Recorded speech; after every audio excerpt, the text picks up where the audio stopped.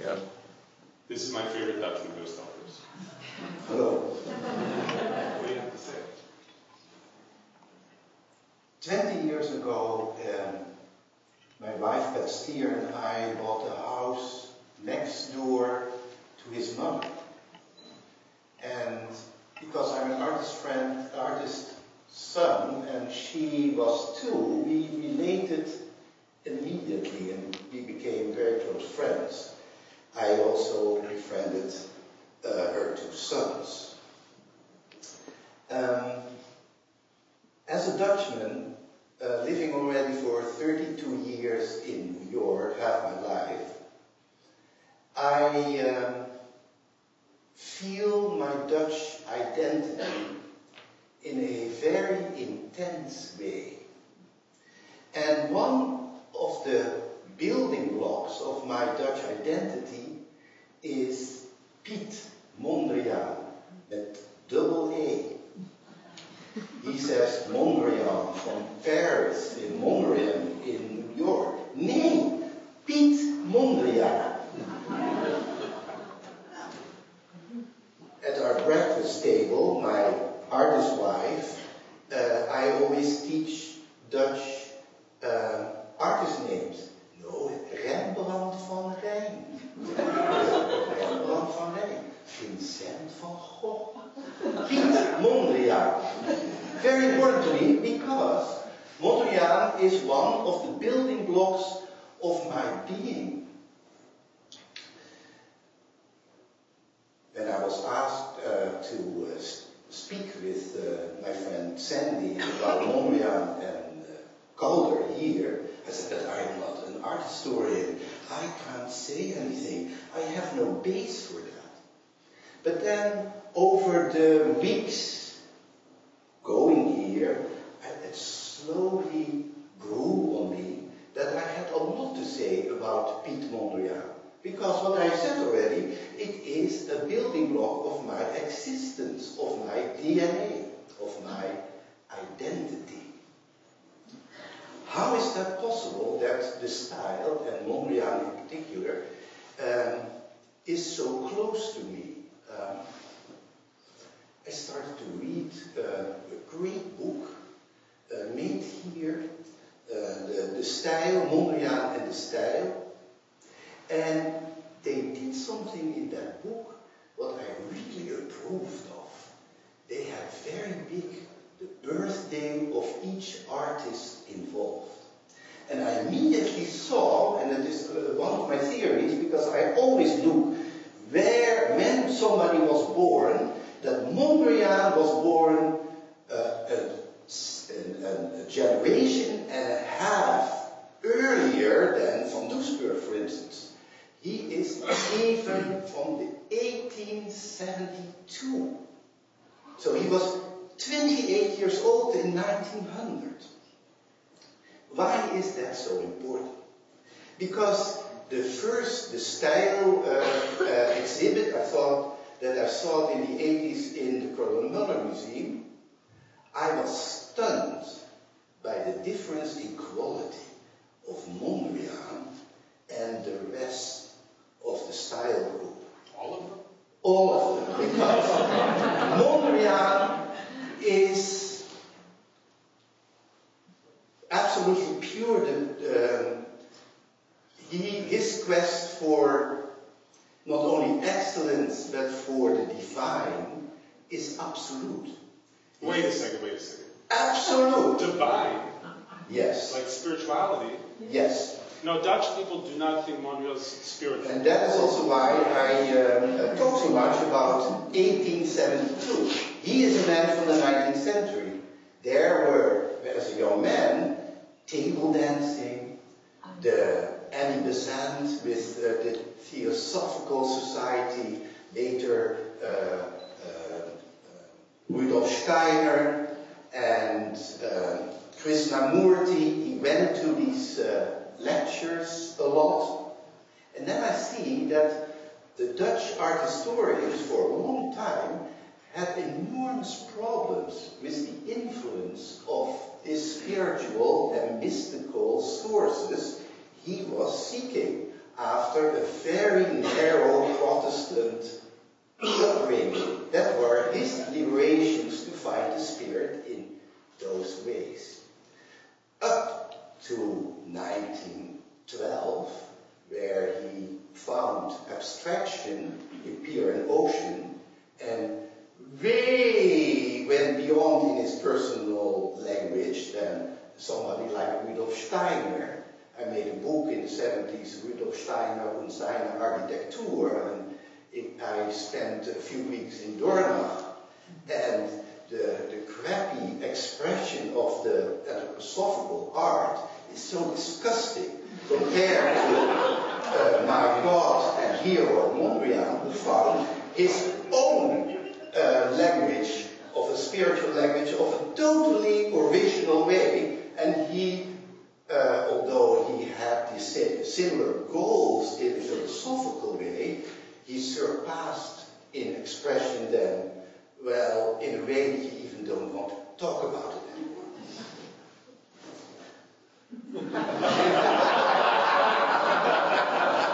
Now, what is the problem we have to discuss? And the problem Sandy has with explaining his grandfather. They met in 31. October 1930 in the studio of Mondrian. And this spiritual high priest of abstract art, Mondrian, this playful, and you hate the word, open-minded young artist, your grandfather, who is totally alive and in the world, who enjoys life in an earthy way. They said before, Mondrian liked to dance, so did Calder. But Mondrian danced like an autistic nerd. You have to see, in the 20s, where there was money, there was decadence, there was a nightlife in Paris, and we know a little more what a nerd is now, but then he was, in his communication skills, stifled. So he was famous that he could dance, but then the architect said, he dances geometric. His grandfather, and I know it from his mother, because his mother, who was a big woman, could dance on jazz like her father. But that was in an earthy way, before or after a great meal she cooked. Mondrian had not that chance. I mean, Mondrian in his studio would sleep in this little bed, and he had Josephine Baker as a dream, as a photo of him. And he probably still had problems to keep his hands above. Because that is what his mother said.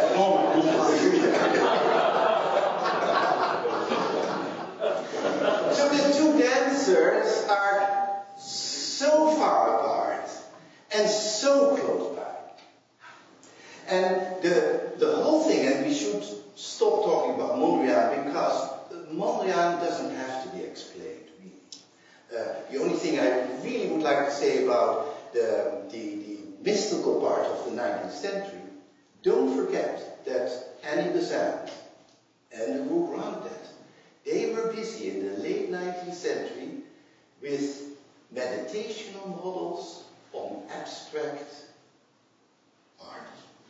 And the art was made in a natural way, with the sun or something what would burn or so. It should not be touched by hand.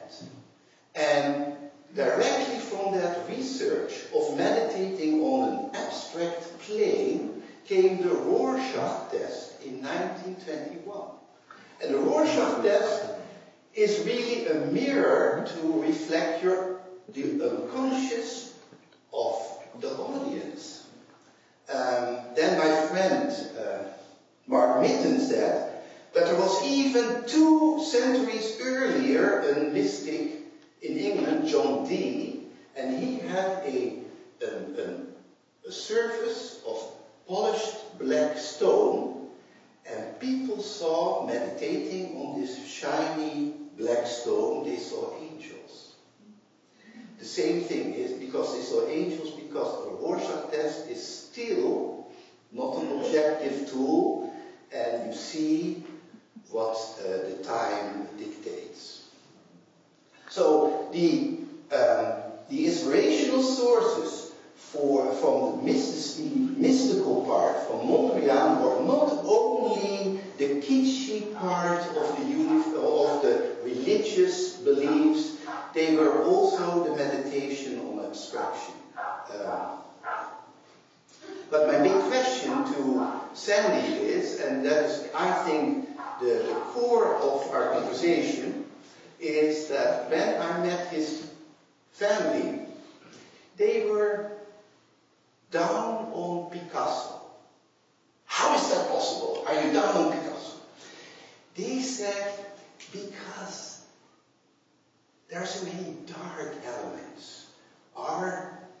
My father, his mother said, my father was about happiness and engaging the world.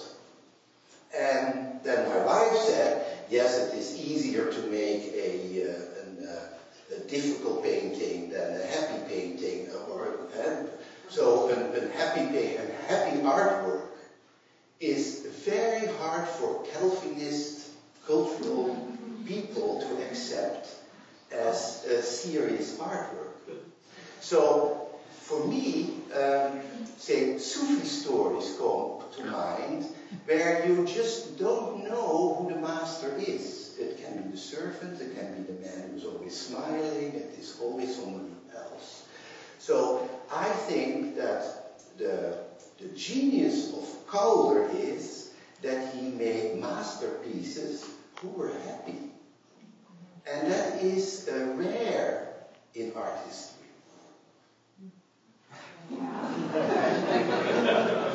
I'm enjoying this very much. So, I grew up hating the word play. People always talk about Calder as being an artist of play and joy.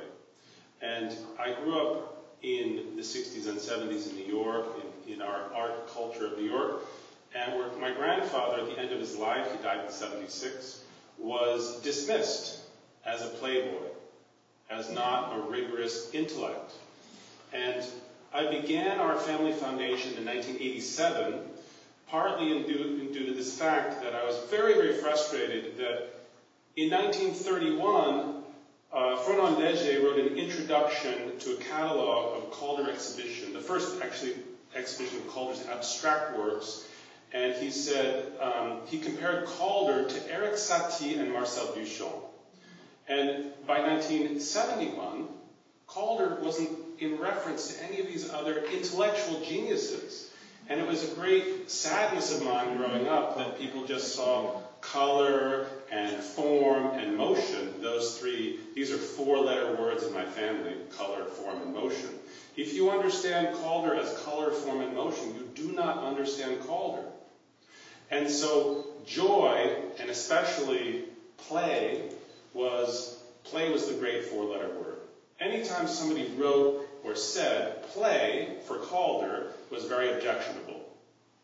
We did this symposium a couple of years ago now at the University of Virginia, which was all scientists. There was a mechanical engineer and an astronomer and all these different scientists, a physicist and so on. Each of them were presenting their ideas as it relates to Calder, their own particular discipline. They're all connected to Calder because Calder's about energy. And one of the scientists started talking about play. And I became very annoyed at this concept of play, play, play, play. Then he said, play equals innovation. And I realized that play in the dismissive sense of we don't need to look at Calder because he's not serious, was in contrast to this genius scientist definition, was so remarkable. It reminded me about the feminists who took their own word. Can I say that word? Yeah. They took their own word, cunt, this terrible word in English, and they took it and possessed it and owned it, and they used it. And same in African American culture in America. They use this terrible word that white people can't say, and they call each other this terrible word. They possess the word. They take the power of the word. And I realized I have an opportunity to take play and make it my own, and then present play as Calder's innovation, and to present where Calder's genius lies.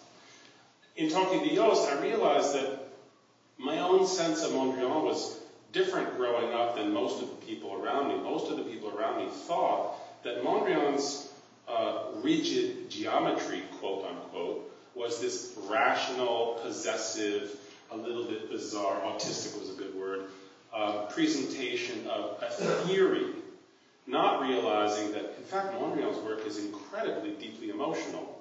And when the Museum of Modern Art did a show now 10, 15, 12 years ago, they showed all these drawings, and they showed an analysis of the paintings and how those lines had been moved 0.5 millimeter over this way or that way, and painted again and again and again to find the perfect harmonic definition of existence. Something entirely different than x times 2 equals 3 and 5, put a line here. Entirely different. So when Yves Saint Laurent made his evening dress with the supposed geometry of Mondrian and dismissed the emotion and the actual deeper genius of Mondrian and put it on a dress, when I was a kid, which was in the 60s, I was so repulsed that Yves Saint Laurent was able to do that, and that that was acceptable. I was a strange child. So in our discussion, I was reliving and learning more about the sadness I had about both of these great emotional and intellectual geniuses, and how there had been now, I'm sure no one here agrees with me about this point about, you all know Mondrian, of course, as a genius, but in New York, when I was growing up, that was not the attitude about the artist. Yes, it was, just not your opinion. No, you're wrong, Pat. No, you're wrong. He was completely and utterly, he had almost evaporated. Okay, there were a couple of intellectuals and these special people like Pat here that had a deeper understanding about Mondrian, but culturally, and I don't mean people who don't know anything about art, but culturally, there was a disregard of Mondrian. Your turn. For me, the Mondrian is just, was always there, so I have absolutely no recollection of that. Yes, but you and Pat both hated Calder. Well, the thing is... Hate's a big word. Yeah, hate is not the word. But disregard. Didn't regard it as highly as we do now. He didn't change.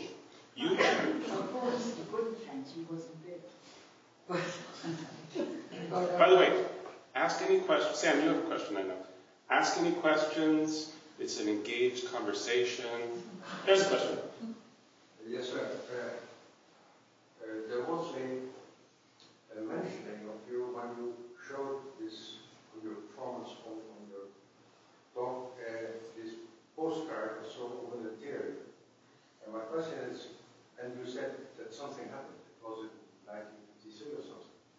And my question really is, do you consider your grandfather to have been a mystic? No, he was not a mystic at all. He was alive, he was earthy, he was dealing with gravity, in my opinion. My grandfather was a devoutly non-religious spiritual person. In terms of being a mystic, absolutely yes and no. He was able to tap into something that had not been expressed before him and present it But it's something that, it's made out of metal, but it's incredibly ephemeral, because it's not really made out of metal at all. His mobiles, which are sheet metal, wire, and paint, exist in space, and it's the immaterial aspect of the work which is the work of art. The genius of Calder is at the intersection of the plane of metal and the surface of the air, the surface of the non-existent, right? That is the genius of Calder. And as it moves through space and the changing composition and your personal experience in real time, that's his genius. Is that mystical? I don't know. It's, I never took any kind of religious studies, so I don't know if mysticism has a precise definition. Joost knows better. Well, it would be the definition of the artist. I don't think that artists like to think that way, but the audience can make that comparison, but the artist probably never thinks that way. Well, Andre Breton included Calder in many, many exhibitions of surrealism, but he never considered himself a surrealist. In fact, he wrote to his dealer, Pierre Matisse, Henri Matisse's son was Calder's dealer for about 10 years in New York, and on the top of his stationery, it described different kinds of abstract painting and primitive art and different things he was selling, and Calder didn't fit the definition of any of these things. Later, he was describing some works to a curator, and he drew some drawings of the works to describe them, you know, sort of photography was too complicated. And he wrote he said that a particular work of 1936 was rather sewer realist. Sewer is where all the poop goes. So he made fun of all those definitions. He never would have said anything as audacious as him being. Follow-up question. One more question. What is the function of this line of energy? You said that once or twice, and you pointed out in one of his mobile. My grandfather was exploring something quite entirely his whole life, his whole career. It begins with the motion of that duck, which is the essential basis of life and all things. So he very easily, as a child, moved into the fourth dimension. That was easy for him. He preconceived the fourth dimension in his head as a child. So by the time he was up and running as an artist, he was describing the 8th and 9th dimensions. Now we talk about the 13th dimension, string theory, the unifying force. Calder's trying to describe something, both intuitively and through his own process, about these energetic forces. In 1931, he makes abstract sculpture about a description of energy, a non-scientific description. And by 1934, in order to understand Calder, people write, he is describing the universe, the sun, the moon, the earth, orbiting bodies. That's as best as people could understand what he was trying to describe.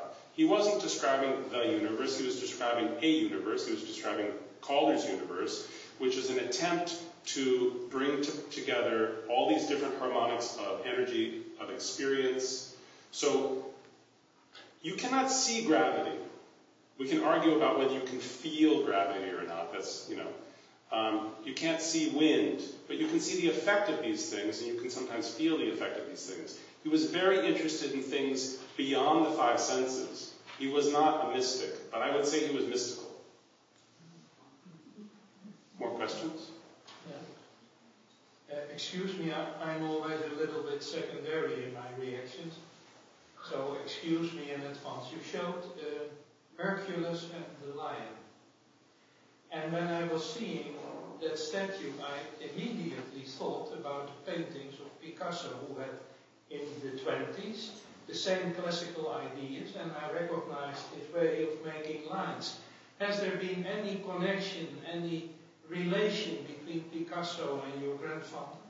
Because you were telling he was making dark pictures and so on. Paris. Yeah. Being in Paris. Actually, I didn't say I don't like Picasso and he makes dark pictures. His mother said My mother said that to Joost. My mother also would never say a bad sculpture by her father was a bad sculpture. I can easily say that's a terrible sculpture by my grandfather, and here's a great sculpture by. It's much more dispassionate. Some people have written about Picasso and Calder, and quite a few people have written about Picasso and everybody. Yes, that's right. So it's very easy to dissect in hindsight. You can put up an image. So Calder made a bronze sculpture in 1944 with a big foot. It's before Giacometti made his big feet. But Giacometti didn't see the Calder and then make his own. This was the resolution of a problem. The problem is, how do you get this tall form to remain upright? You need to create a lot of mass at the bottom to keep it upright. So, Picasso made his monument to Apollinaire, which is drawings in a sketchbook, before Calder made wire sculpture. Calder never saw Picasso's drawings of this monument, which was never created except much, much later, in retrospect. Certainly there are effects. There's no specific dialogue and there's no specific discussion, like we have with this actual example of Calder in Mondrian's studio and the effect of the studio on the artist. We had a great talk this morning with the architect who recreated Mondrian's studio and put it into the exhibition. So you get the sense of what it was like for Calder. And he was describing how the studio, which has 5 walls, is the intersection of 2 cubic spaces.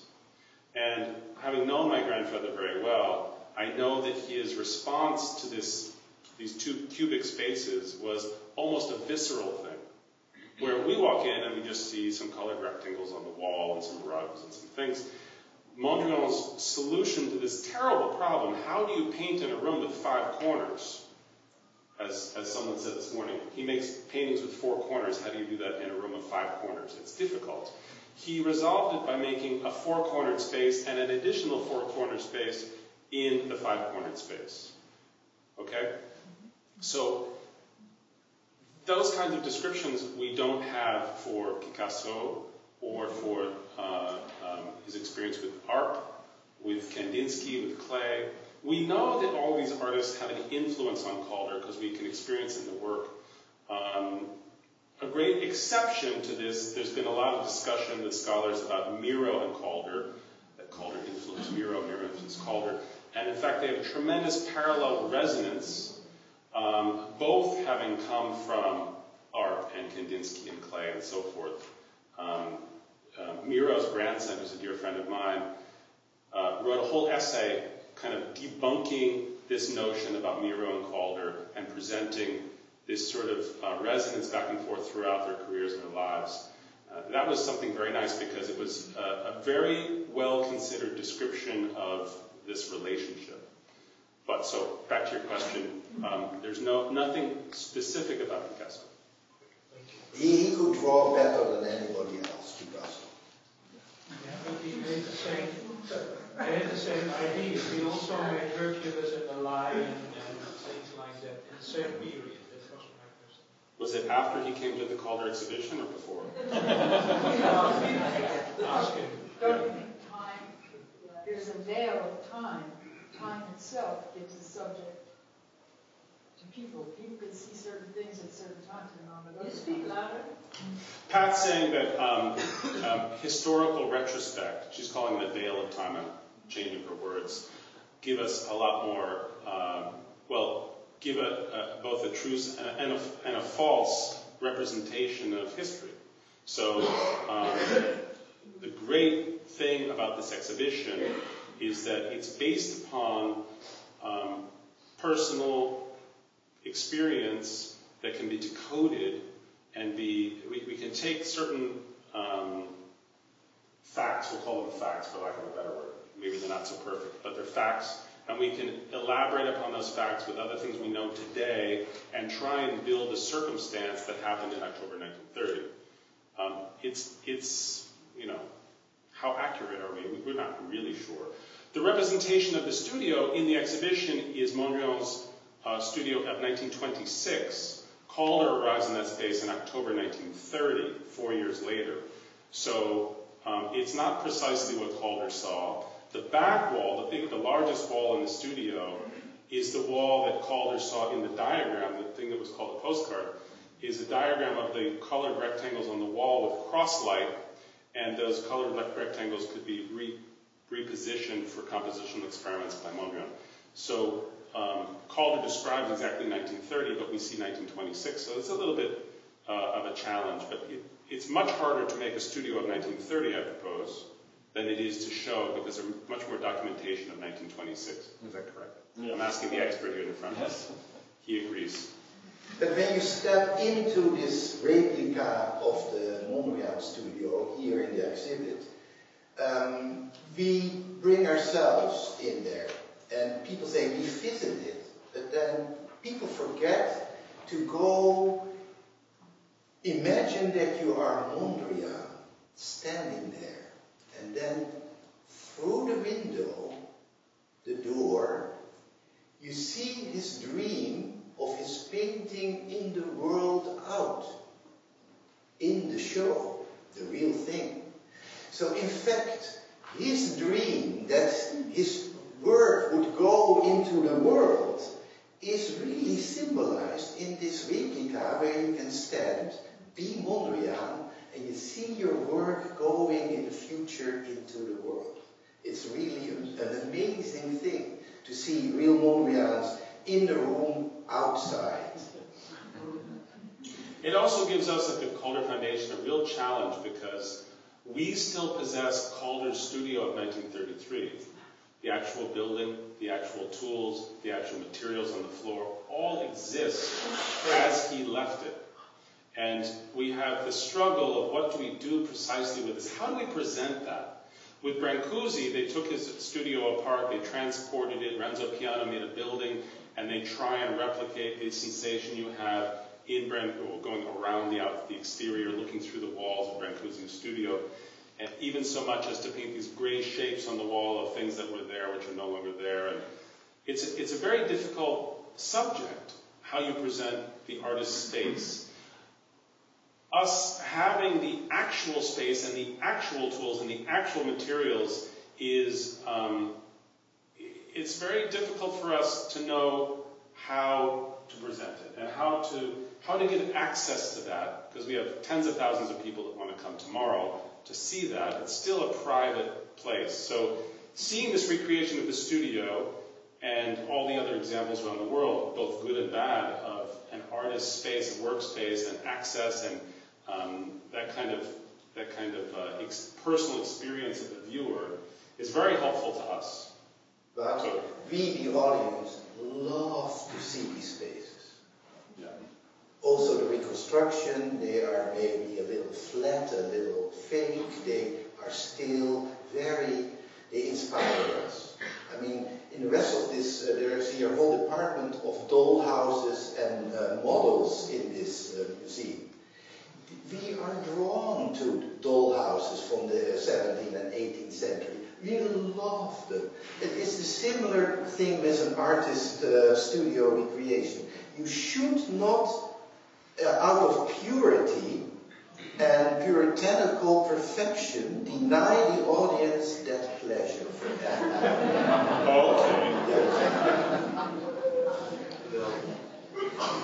Any further questions for us before we let everyone go about their way? Yeah. Did anyone before your grandfather make any mobiles at all? So the precedence of not motion but mobiles in advance of Calder. I mean, you can go back to China a couple thousand years ago, and there are things that respond to wind and make chimes and make music and make sound. That certainly existed way in advance of Calder. There are plenty of examples. I mean, Man Ray made an object. It's a room divider. A coat hanger, and then 2 coat hangers, and then 4 coat hangers, and then 8 coat hangers. Many of you know this thing through Man Ray's own photograph. That was, really unrelated to mobiles, and it had a functional purpose. But the answer is no. Nobody made mobiles in that sense before Calder. There were some suspended. Now Gabo made a few suspended objects that could rotate. So neoplastician kind of thing for this plexiglass. I mean, you all know this works. plexiglass intersections with these wires that create these volumes. But they're very, very, very static, except this, subtle rotate quality.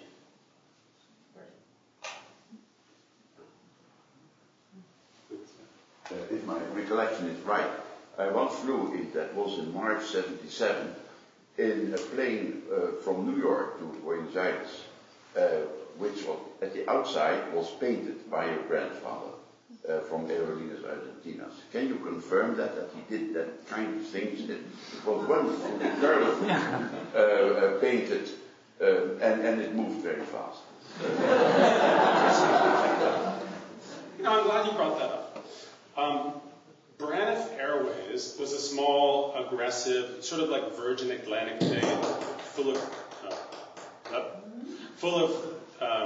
new ideas and so on. And they hired this advertising agency in New York to come up with an idea to bring attention to their craft. And they sent this ad guy over to meet my grandfather in France from New York.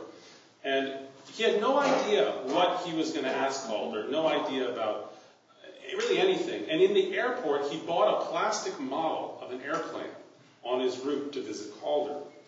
And sort of developed this idea of getting him to do something. They didn't really know.